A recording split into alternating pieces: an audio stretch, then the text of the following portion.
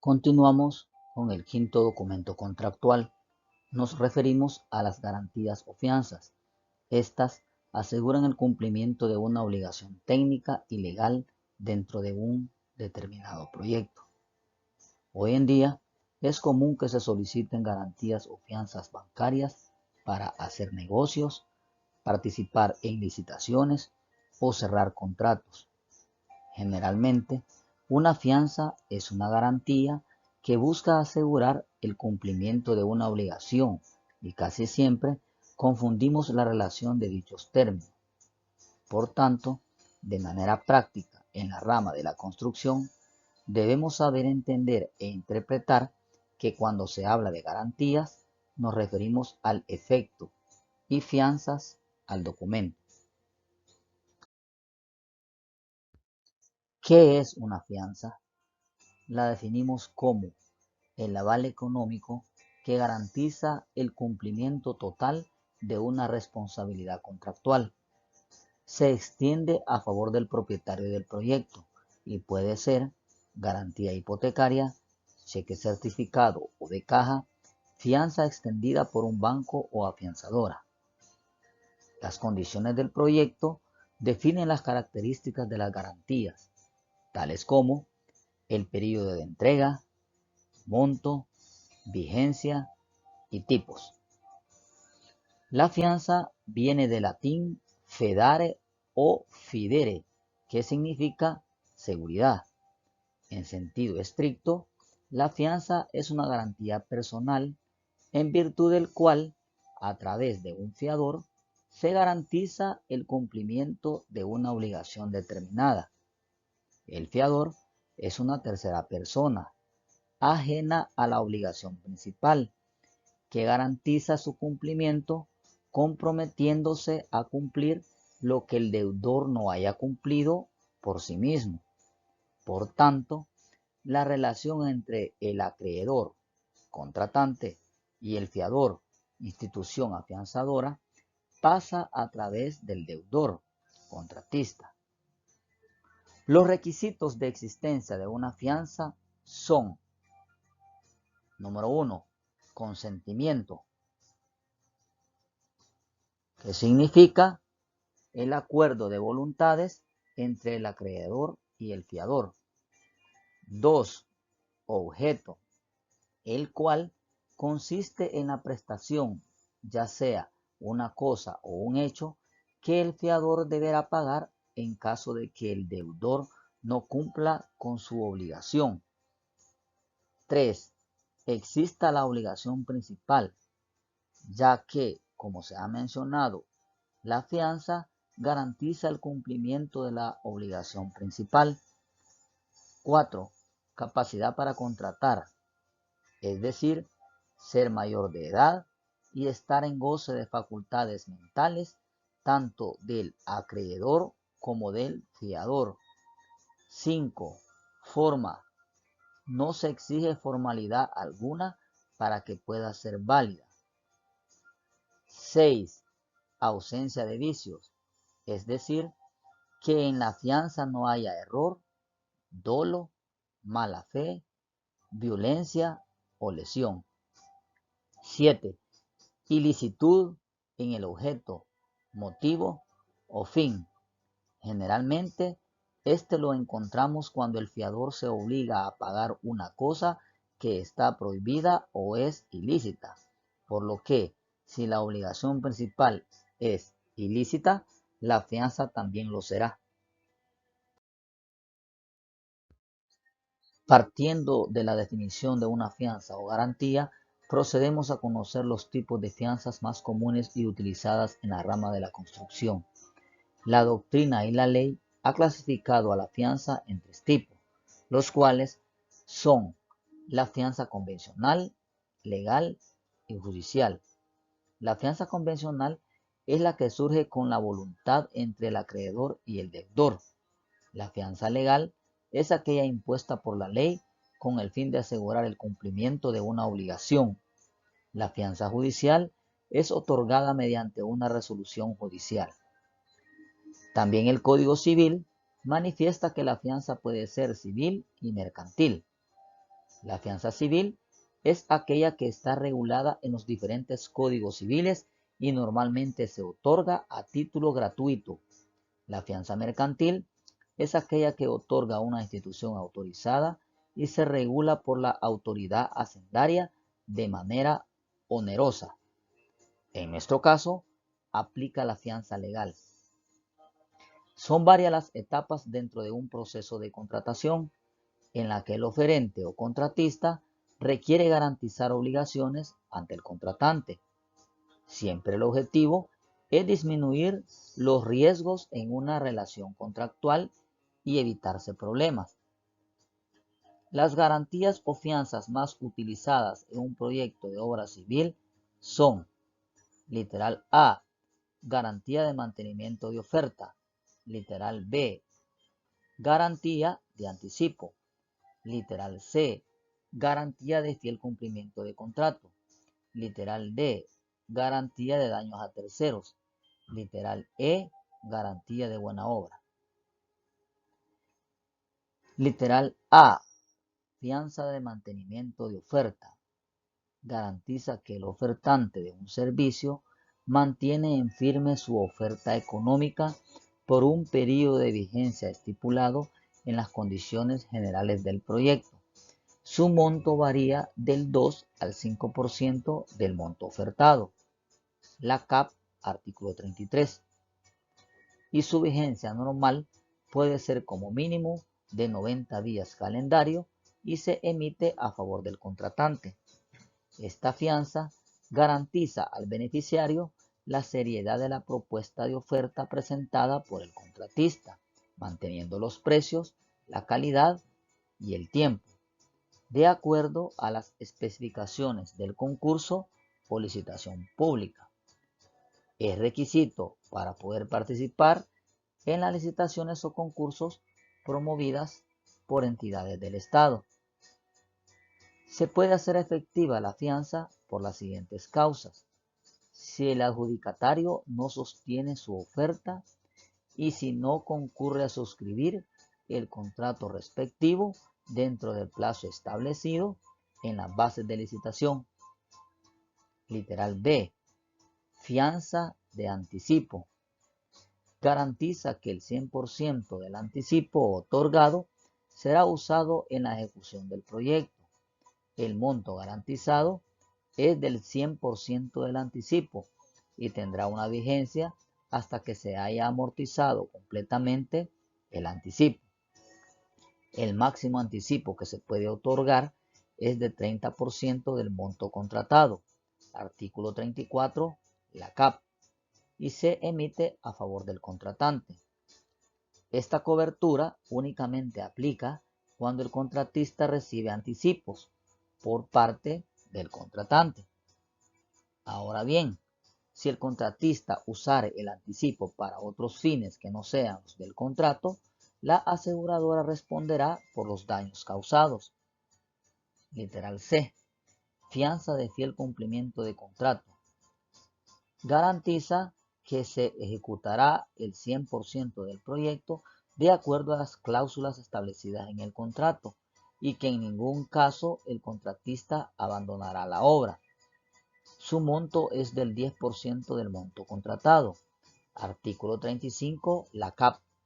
Y su vigencia es por lo menos el tiempo contractual y debe ampliarse hasta que el proyecto finalice completamente y se emite a favor del contratante. Con esta fianza se podrá garantizar la entrega oportuna con las características y en las cantidades estipuladas de los bienes o servicios que contrate mediante contratos.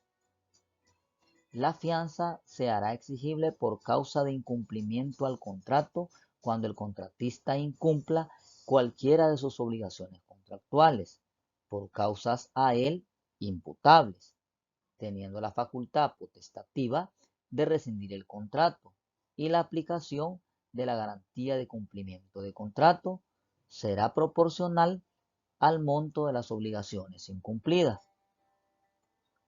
Literal D, fianza de daños a terceros.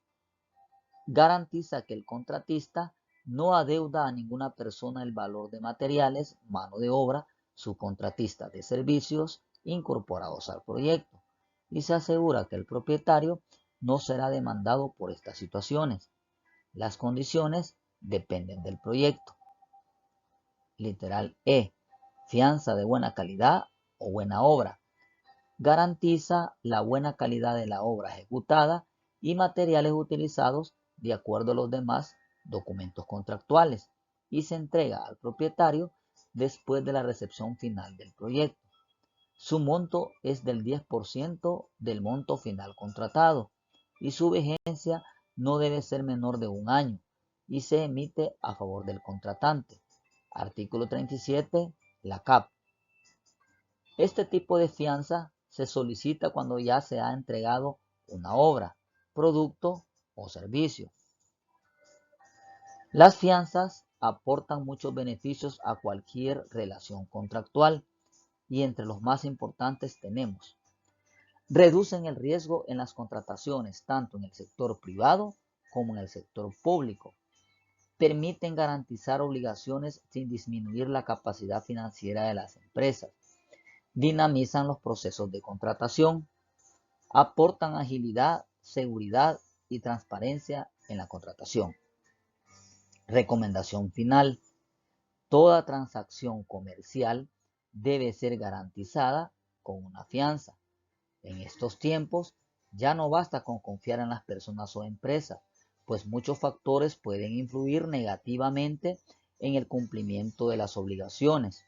Por tanto, se hace imperativo que una tercera figura, aseguradora, se haga garante de la transacción por medio de una fianza, con lo cual tendremos la garantía y tranquilidad para el éxito de nuestras relaciones de negocios.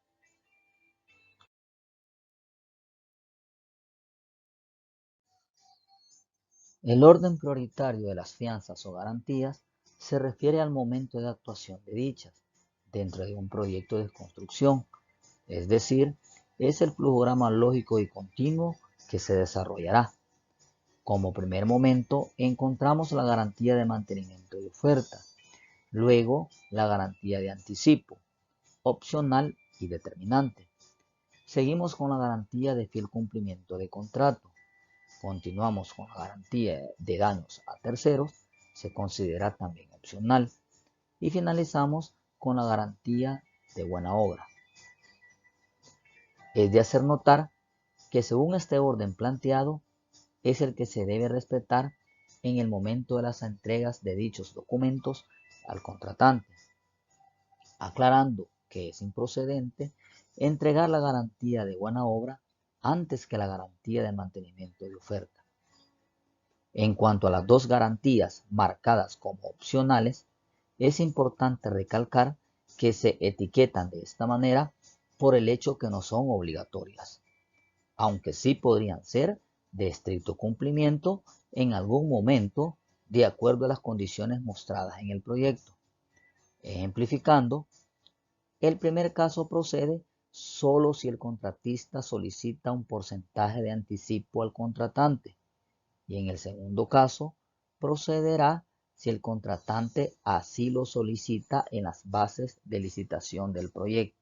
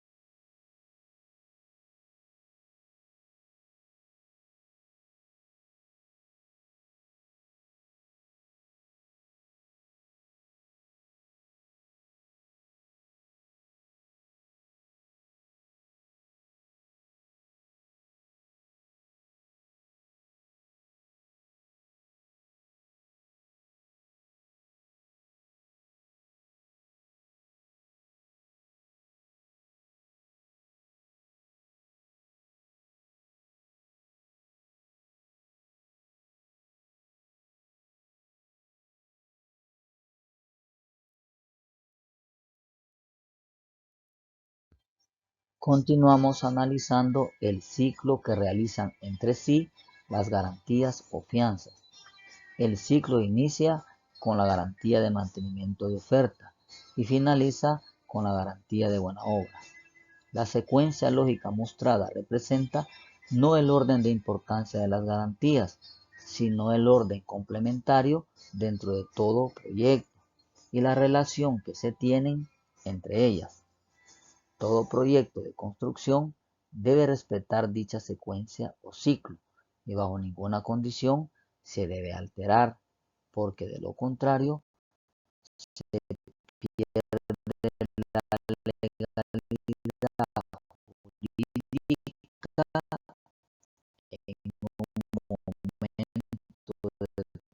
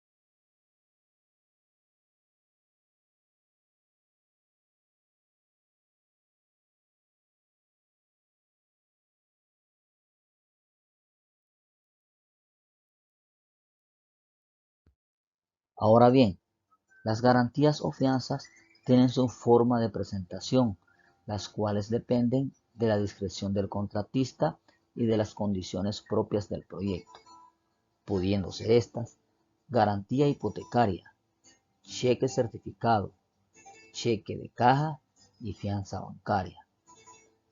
La fianza o garantía hipotecaria es la fianza que se presta ofreciendo en garantía alguna propiedad, mueble o inmueble, cuyo valor sea suficiente para cubrir el monto de la fianza. El cheque certificado es un documento mediante el cual se solicita a un banco el pago de cierta cantidad de dinero. Lo elabora el contratista, quien a su vez requerirá al banco certifique la existencia de fondos suficientes. Con este tipo de cheque se garantiza la existencia de recursos para el pago requerido, aun y cuando posteriormente la cuenta pudiera quedarse sin fondos, ya que el titular de la misma no podrá disponer de ese dinero. El cheque de caja o cheque de gerencia es una orden de pago que el banco realiza para que sea cobrada ahí mismo, o en su caso, para que su importe sea depositado en la cuenta bancaria que el beneficiario tenga en esa institución. Representa una de las formas de pago que mayor seguridad ofrece para quien lo cobra, porque garantiza que siempre existen fondos para cobrarlo. Finalmente, la fianza bancaria es un producto de contingencia por medio del cual el banco garantiza el cumplimiento de las obligaciones contraídas por sus clientes frente a terceros.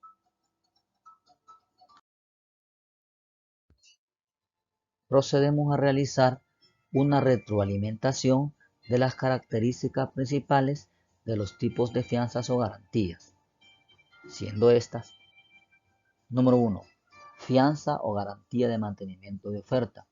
Su monto es del 2 al 5% del monto del contrato.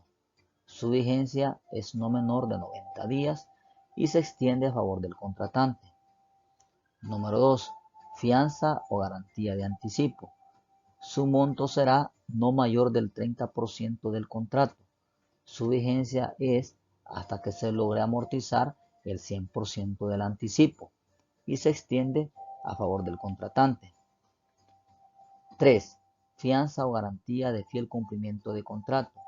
El monto es del 10% del monto contratado. Su vigencia es no menor del tiempo contractual y se extiende a favor del contratante. 4. Fianza o garantía de daños a terceros. El monto es del 5% del monto contratado. Su vigencia es el tiempo contractual y se extiende a favor del contratante. 5. Fianza o garantía de buena obra. El monto es del 10% del monto final contratado. Su vigencia es no menor de 365 días y es extendida a favor del contratante. Es de hacer notar que el costo de un documento de fianza tiene un importe del 2 al 5% del monto afianzado.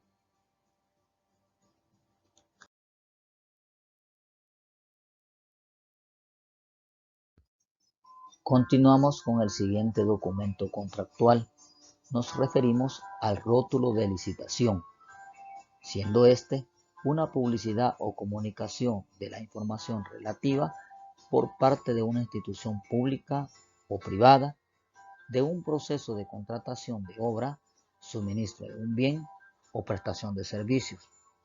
Es de hacer notar que esta información debe ser publicada a través de medios oficiales. La definición más específica de un rótulo de licitación es la siguiente. Es el aviso público que se realiza para invitar a personas naturales y jurídicas a presentar ofertas de servicios de construcción y o supervisión de un proyecto, suministro de bienes o prestación de servicios técnicos. Este aviso debe ser publicado en los medios de prensa escrito de mayor circulación de nuestro país y en la plataforma www.comprasal.gov.sv. El aviso debe contener como mínimo institución que promueve, nombre del proyecto, objeto del contrato, personas que pueden participar, lugar y fecha de retiro de bases de participación, requisitos, entrega y apertura de ofertas. Además, forma de presentación, plazo de ejecución y monto disponible de ser necesario. Se debe enfatizar que, si no se anuncia o publica todo proceso de licitación, difícilmente nos enteraremos o nos enteraremos demasiado tarde y no podremos presentar nuestra propuesta, por lo que habremos perdido una oportunidad de negocios. La publicidad de las licitaciones es un ambiente controversial y discutible, ya que es un foco de innumerables casos de corrupción vinculados a la adjudicación de obras, bienes y servicios a empresas concretas. En la mayoría de los casos, se deben a la utilización inadecuada de los procesos de adjudicación y contratación y al aprovechamiento de circunstancias excepcionales, tales como emergencia o alarma, que permiten saltarse fases y omitir otras.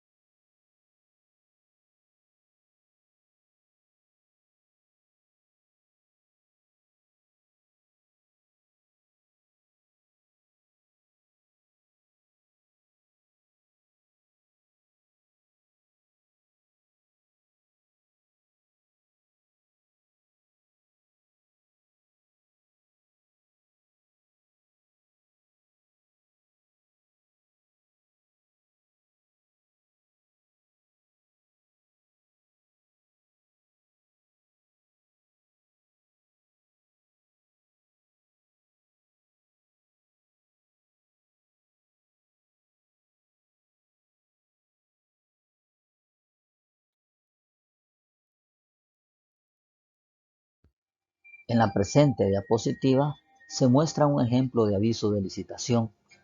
Se enfatiza que éste debe ser publicado por lo menos en un medio de prensa de mayor circulación en el país, es decir, un medio de prensa nacional y no local.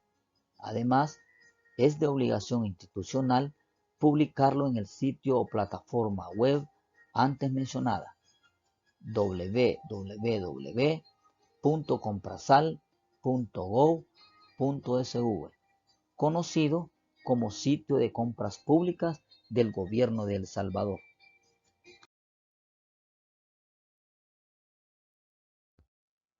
De la misma manera, se muestra la página portada del sitio web Comprasal.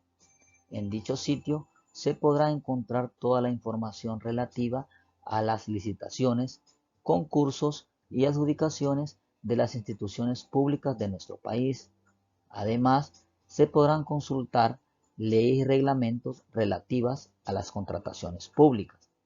Es de hacer notar que el presente sitio tiene carácter legal y es imprescindible hacer uso de él cuando se trata de procesos públicos nacionales o internacionales.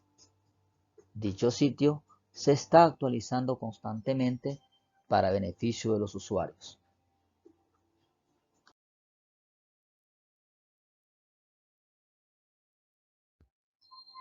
Siguiente documento contractual, la bitácora. Esta es un documento importante en el control y supervisión de proyectos. De la misma manera, debemos conocer que la bitácora es un instrumento que nos ayuda a identificar y conocer los eventos sobresalientes en una obra y nos ayudará a dar seguimiento a todos los trabajos que se están ejecutando.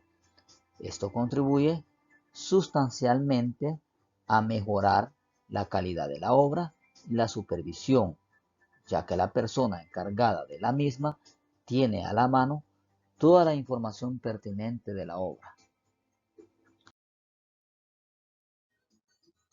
La definición más técnica y clara sobre el término bitácora es un libro con folios numerados que sirve para anotar toda la información relevante de carácter técnico, administrativo y legal y que tiene incidencia fundamental en la ejecución del proyecto. Por la importancia de este documento, no debe estar fuera de la obra bajo ninguna excusa y el buen estado de este será responsabilidad directa e intraspasable del constructor. Este documento debe servir como un medio de comunicación directa, escrita y fluida entre todos los actores involucrados en el proyecto. Es de recalcar que en la bitácora no deben escribirse situaciones personales ni mucho menos de carácter peyorativo, tomando en cuenta que no es un documento para quejas, insultos o amenazas. La bitácora de obra no es cualquier libreta que podemos usar para ir haciendo las anotaciones. Se trata de un libro o libreta que tiene el formato con las especificaciones necesarias requeridas en una obra. Por tanto, toda bitácora de obra deberá contar con los siguientes elementos como mínimo.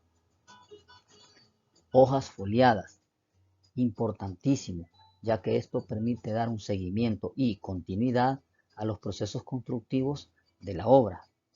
Este foliado debe iniciar con el folio 01. Copias por folio. Cada juego de hojas debe estar integrado por un original adherido firmemente a la libreta y cuando menos 2 copias marcadas y desprendibles, unas para el contratista y la otra para la supervisión. Puede haber más copias si así lo requiere alguna de las partes. Tamaño. Es recomendable utilizar libretas de 50 folios. Las de mayor número de folios son difíciles de manejar y tienden a romperse. Solo tratándose de obras menores, será aceptable usar libretas de 25 folios e incluso de 10 juegos de hojas. Instructivo.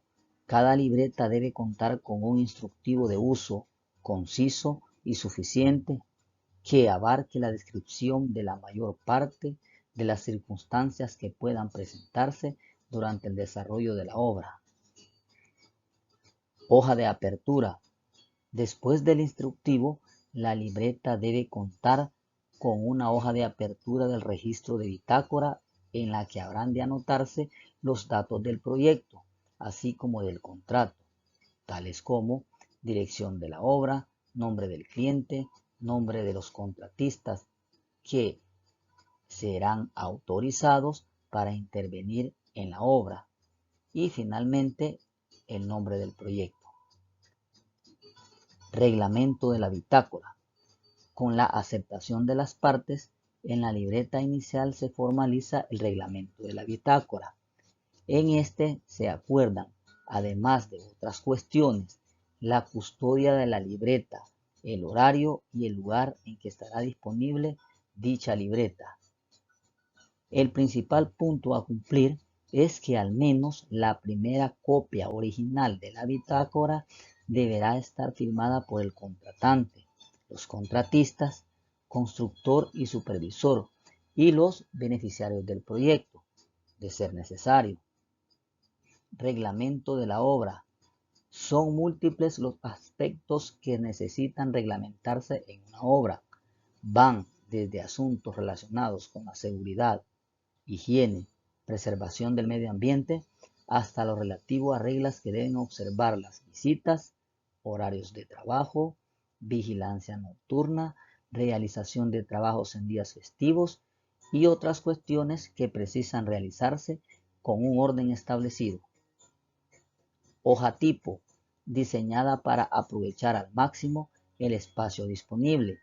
Cuenta, entre otras virtudes, con una cuadrícula tenue que facilita el dibujo de los croquis explicativos que se acostumbra a hacer y permite además efectuar una escritura alineada. Prohibiciones y limitaciones. Número 1. No serán válidas las notas con tachaduras, enmendaduras o escritos adicionales entre líneas o en los márgenes. 2. No se deberán efectuar asientos a lápiz. Se recomienda utilizar bolígrafos de color azul con la finalidad de identificar el original. 3. No se deben efectuar anotaciones con fechas anteriores o cambiando el orden de la numeración de asientos. 4. No se sacará la libreta de bitácora de las oficinas de la obra. Recomendaciones para su uso. 1. Es conveniente escribir previamente en un lugar aparte las notas que se van a asentar. 2. Revisar la redacción para asegurarse de que se está diciendo lo que se pretende. 3. Consultar con un compañero, de ser necesario, para ver si entiende lo mismo que se quiere expresar. 4. Si fuese necesario, también se consultará al superior jerárquico antes de efectuar el asiento. 5. Cuidar la ortografía, pues si se cometen errores, quedará la evidencia de una deficiencia que habla mal de quien la padece. 6. Llevar un registro de seguimiento de asientos recibidos o emitidos, en el que se señale el avance de la gestión hasta que se concluya por medio de una nota que así lo especifique. Finalmente, el llenado de una bitácora de obra es algo serio y su uso tiene implicaciones legales que pueden directamente influir en el contrato o el costo de la obra.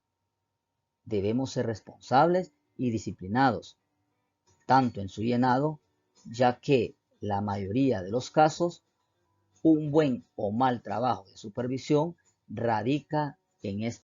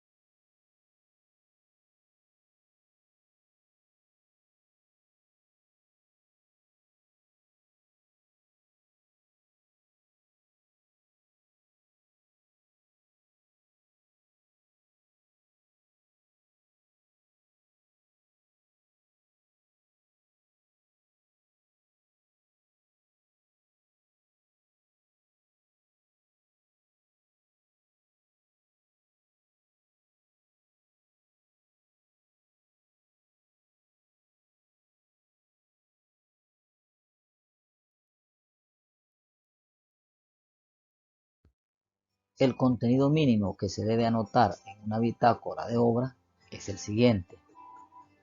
Literal A. Recomendaciones técnicas, generalmente emitidas por el supervisor. Literal B. Instrucciones de trabajo, en base a los procesos constructivos llevados a cabo. C.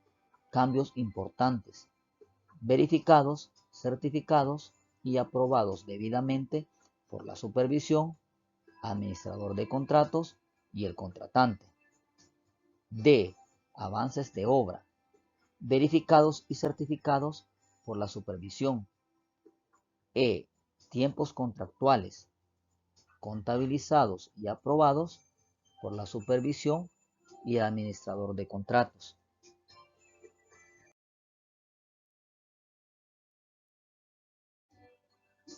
También podemos incluir como anotaciones importantes, literal F, esquemas constructivos, elaborados y recomendados por el supervisor de la obra. Literal G, acuerdos técnicos, elaborados por todos los involucrados en la obra.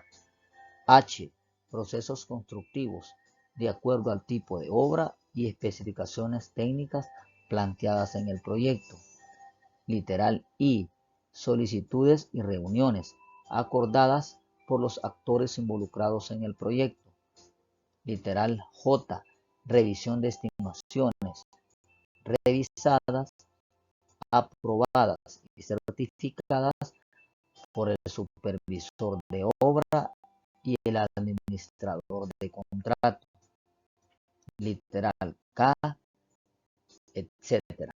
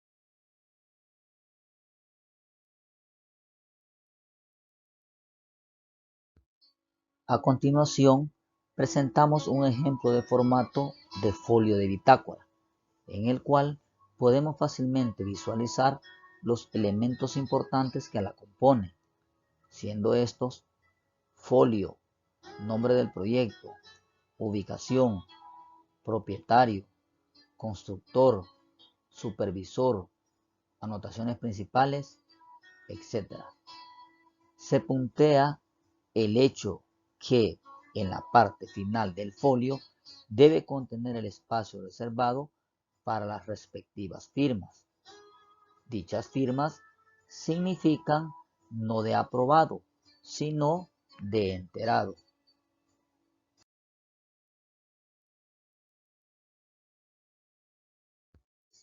El octavo documento contractual en análisis es el programa de trabajo. Este, por su naturaleza, está en función del tiempo contractual del proyecto establecido por el contratante y es una herramienta muy útil, sobre todo en el campo, e involucra muchos recursos que están bajo el control del encargado de las obras. Por lo general, se aplica para nombrar a la planificación que se desarrolla en torno a un proyecto o a una iniciativa. El programa de trabajo, de este modo, detalla qué acciones se llevarán a cabo y cuáles son los pasos a seguir. Lo que hace el programa de trabajo es sistematizar las actividades que se planean realizar, teniendo como finalidad planificar la coordinación de las acciones.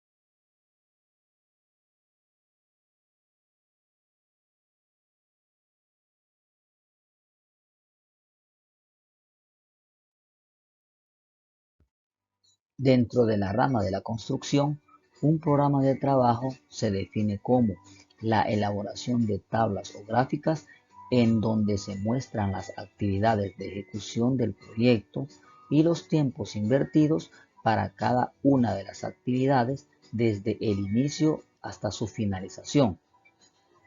El programa de trabajo también es conocido como cronograma de actividades, por lo que lo consideramos simplemente un calendario en el que establecen los tiempos en los que se realizará un proyecto, una tarea o un conjunto de actividades a trabajar o desarrollar.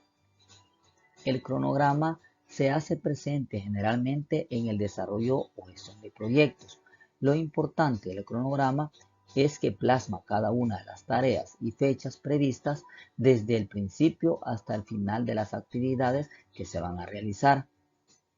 Para realizar un cronograma de actividades, primero tenemos que tener toda la información disponible, como el número de actividades que queremos reflejar en el documento y el tiempo óptimo que es necesario dedicar a cada una de ellas.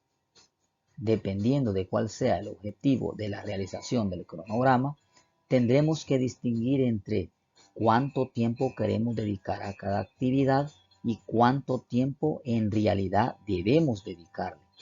Existen distintas herramientas informáticas que nos pueden ayudar a realizar un programa de trabajo de una manera idónea. Por ejemplo, una sencilla plantilla de Excel. Además de las herramientas informáticas, podemos encontrar métodos que nos ayuden a elaborar un cronograma de actividades, siendo los más utilizados método de Gantt o gráfico de barras, método CPM o ruta crítica. El más conocido es el diagrama de barras o método de Gantt. Este es un sistema muy sencillo que simplemente utiliza unas líneas horizontales que nos indican cuándo debe empezar y terminar una actividad y su desarrollo. Es muy utilizado para la gestión de proyectos de construcción y facilitan la planificación y el seguimiento de varias labores.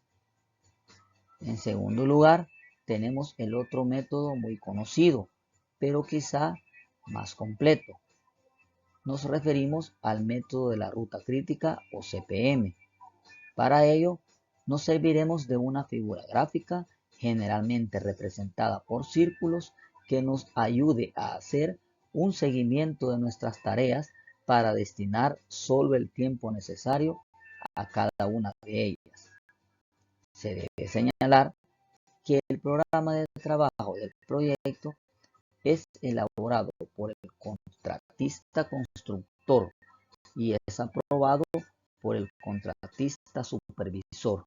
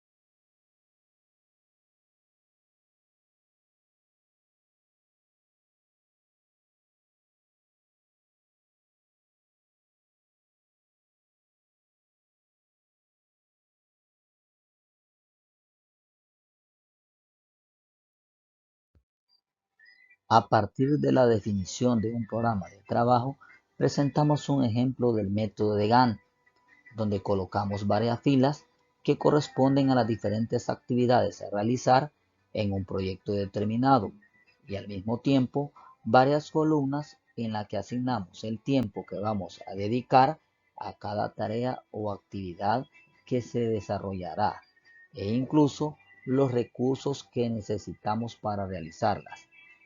Este tipo de herramientas se suelen utilizar mucho en las empresas para designar quién o cuántas personas están destinadas a realizar alguna actividad y cuál es el tiempo previsto que deben dedicar a realizarla. Sirve también a modo de evaluación. Finalmente, los principales pasos para crear el cronograma de actividades son los siguientes. 1. Identificar las etapas del proyecto. 2. Desglosar las actividades. 3. Determinar la duración de cada actividad. 4. Señalar la interdependencia de cada actividad. 5. Priorizar las actividades. 6. Asignar las tareas a un equipo o responsable.